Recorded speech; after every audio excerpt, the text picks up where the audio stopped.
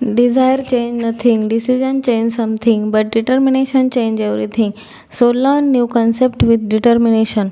Hello everyone, welcome back to my channel. आज की video में हम 3 पावरफुल कैंडलस्टिक पैटर्न को देखेंगे एंड समझेंगे कि ट्रेड कैसे करना है। जैसे कि हमने पिछली वीडियो में सीखा, कैंडलस्टिक को सिंगल पैटर्न यूज़ करने से हमारे लॉस के चांसेस बढ़ जाते हैं, बिकॉज हमें कैंडलस्टिक पैटर्न को राइट प्लेस और कंटेक्स्ट के साथ ट्रेड करना है। तो हमारा पहला पैटर्न है रिजेक्शन कैंडलस्टिक। ये हमें कैंडलस्टिक में इस प्रकार से दिखता है। बुलिश रिजेक्शन कैंडल का लोअर विक लॉन्ग होता है और बेयरिश रिजेक्शन कैंडल का अपर विक लॉन्ग होता है। इनका विक जितना ज़्यादा लंबा होता है हमारे लिए उतना ही अच्छा सिग्नल होता है। अब आप लोगों में से बहुत से लोग इन पैटर्न पे हम hammer, shooting star, pin bar etcetera देख रहे होंगे, पर इनका नाम जानकर कोई मतलब नहीं। इन सारे पैटर्न को ट्रेड करने का तरीका सेम है। नाउ की पॉइंट इन कैंडलस्टिक का फॉर्मेशन नहीं है, मतलब उनका चार्ट पर बनना इम्पोर्टेंट नहीं है। ऐसा नहीं है कि कोई भी बुलिश कैंडलस्टिक बनता है और हम इनके बेस पे रेट लेते हैं। ऑलवेज याद रखना है कंटेक्स्ट एंड लोकेशन, मतलब वो किस जगह पर बनता है ये इम्पोर्टेंट है। तो हम इन पैटर्न को की लेवल पे ट्रेड कर सकते हैं, like support and resistance, demand and supply, previous day high, previous day low etcetera. और इन पैटर्न को हम मूविंग एवरेज के साथ कंबाइन कर सकते हैं। अब समझना है रीज़न बिहाइंड दिस। सपोज हमें सपोर्ट लेवल पर कैंडल मिलता है और हम सब जानते हैं ये एक बुलिश रिजेक्शन कैंडल है। इसका लॉन्ग लोअर विक बनता है। इसका लॉन्ग लोअर विक बताता है सेलर प्राइस को पुश करके नीचे लेकर जाते हैं पर सस्टेन नहीं कर पाते और फाइनली बायर्स वापस प्राइस को सपोर्ट के ऊपर लेकर आते हैं और क्लोजिंग देते हैं। So during the formation of this candle हमें बाइंग प्रेशर देखने को मिलता है। नाउ मोस्ट इम्पॉर्टेंट थिंग, ये बाइंग प्रेशर हमें कहाँ देखने को मिलता है? तो ये बाइंग प्रेशर हमें सपोर्ट लेवल पर मिलता है और हम सभी को पता है सपोर्ट लेवल के पास बायर एक्टिव होता है और यहाँ से हमें अपवर्ड मूव देखने को मिल सकता है। तो जब सपोर्ट लेवल पर हमें इस कैंडल के थ्रू बाइंग प्रेशर देखने को मिलता है तो अब हम कंफर्मेशन का वेट करेंगे। अगर फर्दर कैंडल इसके हाई को ब्रेक करता है तो हम यहाँ बाय कर सकते हैं। आइए एक और बेटर एग्जांपल देखते हैं। यहाँ मार्केट अप ट्रेंड में है। नाउ हम अब तक सीख चुके हैं अप ट्रेंड के दौरान हमें ऑलवेज एक पुल बैक के बाद एंट्री लेना चाहिए। तो पुल बैक एंड कहाँ हो सकता है? मे बी यहाँ या फिर यहाँ, या फिर इसके लिए कुछ इंडिकेटर्स जैसे फिबोनाची, मूविंग एवरेज का भी यूज़ कर सकते हैं। नाउ हमने इन लेवल्स को ड्रॉ कर लिया है। नेक्स्ट प्राइस इस लेवल को अप्रोच कर सकता है और यहाँ एक रिजेक्शन कैंडल फॉर्म होता है। अब हमको पता है ये एक बुलिश रिजेक्शन कैंडलस्टिक है जो एक बाइंग प्रेशर इंडिकेट करता है। बट मोस्ट इम्पॉर्टेंट थिंग, ये एक ऐसे लोकेशन पर बना है जहाँ हमें एक अपवर्ड मूव देखने को मिल सकता है। और थर्ड थिंग, मार्केट अभी बुलिश है इसलिए हमें एरिया वैल्यू पर बाइंग ट्रेड को फाइंड करना है। सो यस, यहाँ हमारे पास एरिया ऑफ वैल्यू में एक बाइंग प्रेशर देखने को मिलता है। नेक्स्ट, अब कंफर्मेशन के लिए हमें एक ग्रीन कैंडल के बनने का वेट करेंगे और इसके हाई को ब्रेक कर दे और फिर हम एंट्री ले सकते हैं। सेम इसी तरह हम डाउन ट्रेंड के दौरान रेसिस्टेंस पर बेयरिश रिजेक्शन कैंडलस्टिक के बेस पर ट्रेड के साथ भी कंबाइन कर सकते हैं, क्योंकि आपको पता ही होगा moving average dynamic support and resistance का काम करता है। देखिए, हम कई बार मल्टीपल रिजेक्शन कैंडलस्टिक एक साथ देखने को मिल सकता है, तो हम इसी बेसिस पर ट्रेड करेंगे। पहले मार्केट का स्ट्रक्चर देखिए, फिर की लेवल को फाइंड करिए जहां से आपको एक बाइंग या सेलिंग देखने को मिल सकता है और फिर कैंडलस्टिक का कंफर्मेशन लेके ट्रेड कीजिए। नेक्स्ट पैटर्न है स्ट्रिंकिंग कैंडल्स। इस पैटर्न के फॉर्मेशन के टाइम जब प्राइस सपोर्ट रेजिस्टेंस को अप्रोच करता है तो कैंडल का साइज छोटा होता जाता है, जो एक मोमेंटम लॉस का साइन है। एग्जाम्पल, सपोज अगर प्राइस रेजिस्टेंस को अप्रोच करता है और इस समय जैसे जैसे रेजिस्टेंस के करीब जाता है कैंडल का साइज छोटा होता जाता है, तो इसका मतलब है अपवर्ड मोमेंटम लॉस है। But the most important thing, location.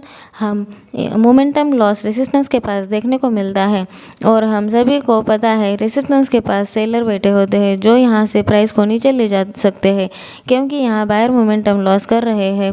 तो सेलर को यहाँ से प्राइस को नीचे ले जाने में ज़्यादा स्ट्रगल नहीं होगा। सो जब हम रेजिस्टेंस पर मोमेंटम लॉस देखने को मिलता है तो नेक्स्ट अब हम एक रेड मोमेंटम कैंडल बनने का वेट करना है। ये रेड मोमेंटम कैंडल हमें इंडिकेट करता है यहाँ डाउनवर्ड मोमेंटम हाई है। देखिए अगेन ये बात इंपॉर्टेंट नहीं है कि ये एक रेड मोमेंटम कैंडल है और हम इसके बेस पर सेल करेंगे। इंपॉर्टेंट है इसका लोकेशन और कंटेक्स्ट। यहाँ प्राइस रिंकिंग कैंडल के साथ रेजिस्टेंस को अप्रोच करता है और इस रेजिस्टेंस पर हमें एक रेड मोमेंटम कैंडल मिलता है, इसलिए ये रेड मोमेंटम कैंडल इंपॉर्टेंट है और हम यहाँ इमीडिएटली शॉर्ट कर सकते हैं या इसके लो ब्रेक पे शॉर्ट कर सकते हैं। एक और एग्जांपल देखते हैं। थ्रू दिस पॉइंट हमारे पास एक सपोर्ट लेवल है। नेक्स्ट प्राइस वापस इस लेवल को अप्रोच करता है। अब देखिए जब प्राइस सपोर्ट लेवल को अप्रोच करता है तो कैंडल का साइज छोटा होता जाता है, जो कि एक मोमेंटम लॉस का साइन है। मतलब यहाँ डाउनवर्ड मोमेंटम लॉस है, मतलब यहाँ डाउनवर्ड मोमेंटम लो है। देन यहाँ हमें एक लॉन्ग वीक रिजेक्शन कैंडल मिलता है जो हमें इंडिकेट करता है ये एक स्ट्रॉन्ग सपोर्ट लेवल है और प्राइस यहाँ होल्ड कर सकता है। और नेक्स्ट जब हमें यहाँ एक ग्रीन मोमेंटम कैंडल मिलता है तो हम यहाँ बाय करते हैं। अब कुछ इम्पॉर्टेंट बातें, ज़रूरी नहीं है कि हर बार आपको एक परफेक्ट एग्जांपल मिले। नेक्स्ट ट्रेंडिंग मार्केट के दौरान भी जब प्राइस पुल बैक लेता है तो हम देखते हैं क्या रिट्रेसमेंट मूव का कैंडल बड़ा तो नहीं है। पुल बैक के दौरान रिट्रेसमेंट मूव का कैंडल छोटा होना चाहिए जो लेस मोमेंटम शो करता है।